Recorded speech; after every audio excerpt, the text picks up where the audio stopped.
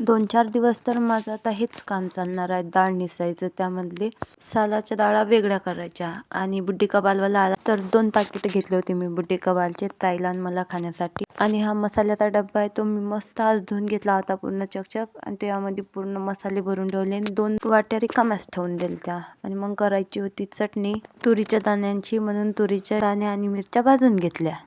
आणि मग मी हा दगडी खलबत्ता फर्स्ट टाइम यूज केला.